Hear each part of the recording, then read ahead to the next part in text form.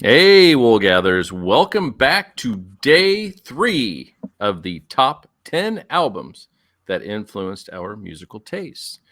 We've been through 2 days already, so you've gotten 6 records or 6 albums, 6 musicians that you need to check out if you have not already. And tonight we're going to give you 3 more. And leading us off, as always, the Metalhead himself, which is interesting. He hasn't chosen a metal person yet. I bet it's coming. Not yet. Bet it's coming. We're getting there. All right. Well, are you up to it tonight, gentlemen? Are you ready? Yeah. I'm ready. Let's do it. All right, let's do this. First up, Metalhead Mundy, album number 3. Still not a metal album. So 1987, this album came out. I think, let's see, that would have put me in, I think, 5th grade when this came out. And around this time, like mid 80s, I was, there's a little bit of early hip hop floating around. I was super into like Fat Boys and LL Cool J and, stuff like that. A little bit of Curtis Blow, whatever's floating around. Had a couple of compilations that had just like random stuff on it. But in 1987, License to Ill dropped, and holy crap. I mean, it just blew my mind. It didn't sound like anything else. They used, Run DMC was already using like a lot of rock samples, but this, I don't know who exactly is responsible for it. I don't know if it was all Rick Rubin or what, but man, the beats and the riffs and the samples that they used on License to Ill were just totally insane. And this album has just always stuck with me. I actually just listened to it not too long ago, and I mean, it definitely sounds dated. Like it sounds like it is of a time period, but it still holds up. I mean, it's great. It was innovative at the time, and they just continued to change up their game and get better and better over time. And yeah, Beastie Boys, License to Ill, 1987, all about it. Yep. Oh yeah. I don't know a album. kid on the planet who didn't love that record. Oh, I know. so great.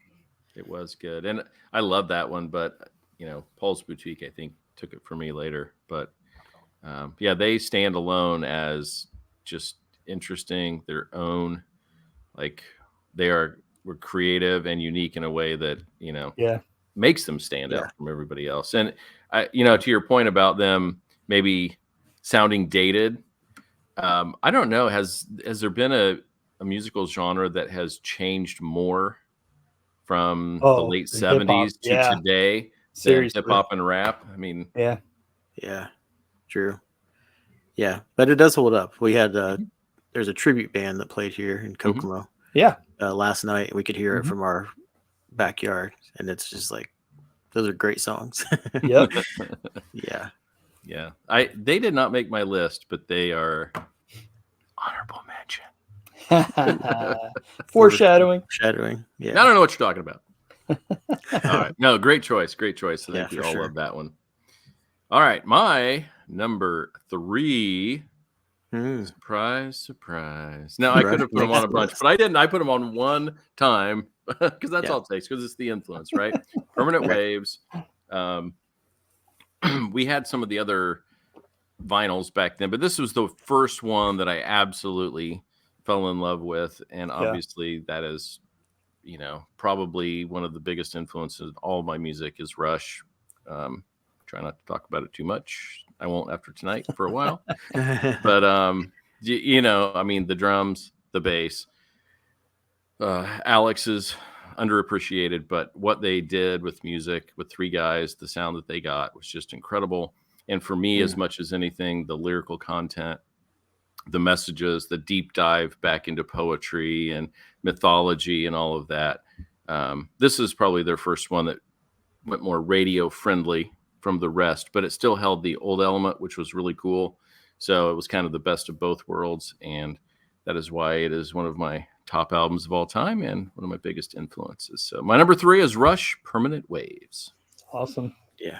What a great one. It's hard to if you are into hard rock or prog rock or any of that, like I mean, you can't get around Rush. It's their presence, just they loom so large over rock history, and they're influential to so many people. So. Yeah. And we are a very annoying fan base.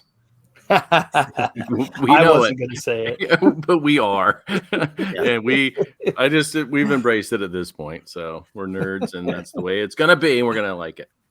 Yeah.